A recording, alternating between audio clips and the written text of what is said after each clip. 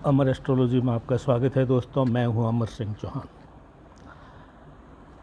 गत कई दिनों से कुछ सज्जन हमारे से ये संपर्क कर रहे हैं कि हम ज्योतिष के विद्यार्थी बनना चाहते हैं, हम ज्योतिष के ज्ञान को सीखना चाहते हैं, हम ज्योतिषाचार्य बनना चाहते हैं। अच्छी बात है। स्वयं के लिए, परिवार के लिए या प्रोफेशनल हमारी तरह अगर आप इस ज्ञान को लेना चाहें, ज्ञान से कुछ अर्जित करना चाहें, लोगों का भला करना चाहें तो आपका स्वागत है। लेकिन आज मैं कुछ ऐसे बिंदु बता दूं, अगर आपकी जन्म कुंडली में इस प्रकार के कुछ योग है तो आप ज्योतिष बनने के न्यूनतम योग्यता रखते हैं। मिनिमम क्वालिफिकेशन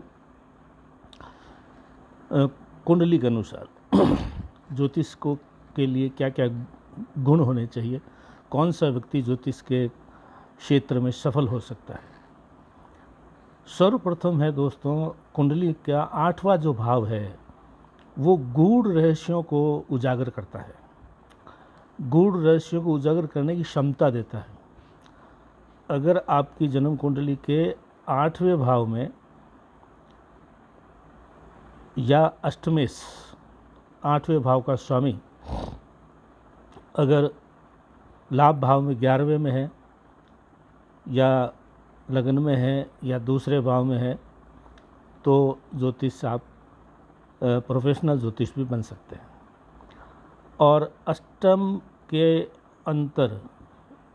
भाव के अंदर अगर राहु केतु की दृष्टि या वहाँ राहु केतु अष्टम में ही बैठे हों या पराक्रम भाव का स्वामी, लाभ भाव का स्वामी या भाग्य भाव का स्वामी अगर अष्टम में बैठता है तो भी के जो है आपको ज्योतिष बनने के गुण विद्यमान हो सकते हैं।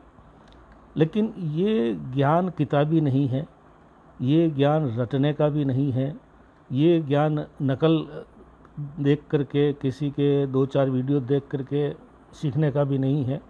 ये ज्ञान इंट्यूशन का है। अंतर्बोध अंतर्बोध की जो क्षमता होती है वो ही अच्छा ज्योतिष बन सकता है। कई चीज़ें हम सीखते हैं लेकिन जब तक आपके अंदर इंट्यूशन पावर, अंदर से कुछ ऐसी चीज़ नहीं हो ईश्वर प्रदत्त, तब तक आप ज्योतिष की चीज़ों को पकड़ नहीं सकते, उन रहस्यों को ढूंढ नहीं सकते कि इस कुंडली में जो जातक आपके पास आया है या जिसने कुंडली भेजी है उसके जीवन में क्या घटित हो रहा है, क्या घटित हो सकता है, क्या अघटित हुआ है, क्या अघटित हो सकता है, ये ढूंढ सकते हैं। तो 8वां भाव, 8वें भाव का स्वामी, 8वें भाव में केतु राहु की दृष्टि, ये तो 2 बिंदु हो गए, अष्टम भाव और अष्टम भाव के ऊपर दृष्टि रखने वाले। लेकिन बेसिक जो चीज़ें हैं वो मैं आपको पहले बता दूं। सबसे बड़ा है गुरु। गुरु ग्रह जो है अंतर्ज्ञान देने वाला ग्रह है। गुरु ग्रह अगर आपकी कुंडली में अच्छी स्थिति में नहीं है, अच्छी स्थिति का मतलब उच्च का सौराशिष नहीं है, केंद्र में नहीं बैठा है, तो वो कमज़ोर गुरु है। तो गुरु अगर केंद्र में बैठा है, अच्छी स्थिति में है, अच्छे शुभ ग्रहों के साथ है, शुभ भाव में बैठा है, तो आपको अंतर्बोध और स्त्री की गूढ़ रहस्यों को ढूंढ के निकालने की क्षमता देता है। दूसरा है सूर्य, प्रभावशाली होता है और सूर्य अंदर तेज होता है। जो आप वाणी बोलेंगे वो अगले आदमी को जो है प्रभावित करेगी और वो उसको लगेगा कि हाँ, ये जो कह रहे हैं इस बात में दम है। मन यानी चंद्रमा भी जो है सौराशिस्त, उच्च का, और वही केंद्र में या नवम, पंचम नवम में बैठा हो, क्योंकि चंद्रमा अगर स्ट्रांग है, और जैसे कि शास्त्रों में कहा गया है कि चंद्रमा 16 कलाओं का मालिक है, तो 16 कलाओं में से एक कला ज्योतिष भी है, तो चंद्रमा भी मजबूत होना आवश्यक है। और फिर है बुध। बुध कैलकुलेशन गणना करता है। ज्योतिष के अंदर 2 ही चीज़ आप जानते हैं, गणित और फलित। तो गणित का पूरा जो है कार्य क्षेत्र बुध के पास है। तो बुध भी वही सौराशिष तो उच्च राशि हो और केंद्र में हो। बुद्धि जो है प्रबलता देता है, बुद्धि की प्रबलता देता है। तो गुरु, बुध, सूर्य और चंद्र ये चारों ग्रह केंद्र में हो, उच्च के हो, सौराशिस्त हो, तो आपको आपके अंदर जो ज्ञान है ज्योतिष का उसको उजागर करने की क्षमता आएगी। कई लोगों के पास ज्ञान होता है लेकिन उसका उपयोग नहीं कर पाते, उसको प्रकट नहीं कर पाते, प्रकट करने का साहस नहीं होता है। साहस सूर्य देता है, चंद्रमा आपके अंदर बताता है कि हाँ कितने आपके पास में ये जो है डिग्रियाँ हैं ज्ञान की। बुद्ध आपको कैलकुलेशन करने गणना देता है कब क्या हो सकता है, और गुरु जो है अंतर्ज्ञान इंट्यूशन वही देता है। तो ज्योतिष के लिए सबसे महत्वपूर्ण चीज़ अगर मुझे पूछी जाए तो गुरु इंट्यूशन पावर वही देता है, अंतर्ज्ञान को ढूंढ के बाहर लाने की क्षमता वही देता है। और जैसे कि मैंने बताया 8वां भाव गूढ़ रहस्यों का भाव होता है, वहीं से पता लगता है, और उसको ढूंढने के लिए राहु और केतु से बड़ा कोई ग्रह नहीं है।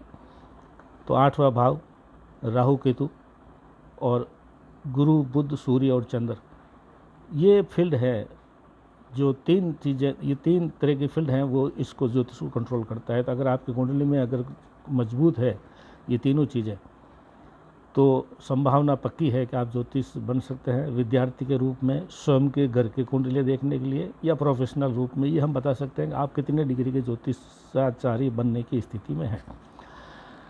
इसके साथ ही मैं ये बताना चाहूँगा दोस्तों कि मैं स्वयं भी अमर एस्ट्रोलॉजी में ज्योतिष की ट्रेनिंग देता हूँ, और उसका पूरा विवरण मैं इस वीडियो के साथ में जो डिस्क्रिप्शन है उसमें लिख रहा हूँ कि क्या फ़ीस होगी, कितने दिन की ट्रेनिंग देंगे, एक पीरियड कितने दिन का होगा, और सब। लेकिन उससे पहले मैं ये देखूँगा आपकी कुंडली इतनी प्रबल है कि नहीं है कि आप ज्योतिषाचार्य बन सकें। वो मेरे लिए भी ठीक है, आप स्वयं के लिए भी ठीक है। कुंडली देखने के बाद ही हम आगे बढ़ेंगे। कुंडली न्यूनतम योग्यता होगी ज्योतिष बनने के लिए, वो देखने के बाद हम बता सकते हैं कि आप इस क्षेत्र में आ सकते हैं। हमारे यहाँ ट्रेनिंग लेंगे तो हम ट्रेनिंग पूरी होने के बाद में हम आपको सर्टिफिकेट भी देंगे, जो आपके ऑफिस में आप शोभा बढ़ा सकते हैं, दिखा सकते हैं। हालांकि ये जो ट्रेनिंग, ये जो सर्टिफिकेट है वो नौकरी लगने के लिए नहीं है, लेकिन आप ये कह सकते हैं कि मैंने इन जो है अमर एस्ट्रोलॉजी से हमने ज्योतिष सीखी है। तो एक अपना आप में आपके अंदर बात में दम होता है, मजबूती आता है। जो लोग आपके पास आता है उन्हें भी विश्वास होता है कि ये प्रोफेशनल ज्योतिष है, क्वालिफाइड ज्योतिष है। तो आज का वीडियो उन सब लोगों के लिए जो ज्योतिष के क्षेत्र में उतरना चाहते हैं, प्रोफेशनली या अमेच्योर शौकिया रूप में, आपका स्वागत है। और ये वीडियो देखें और साथ में डिस्क्रिप्शन देखें, और मेरे अमर एस्ट्रोलॉजी चैनल को लाइक करें, सब्सक्राइब करें, अपने मित्र मंडली को भी लाइक और सब्सक्राइब करने के लिए प्रेरित करें, जिससे हमारी हौसला अफजाई हो। तो आज का वीडियो समर्पित है ज्योतिष के जो क्षेत्र में जो लोग आना चाहें उनके लिए। धन्यवाद। आज इतना ही।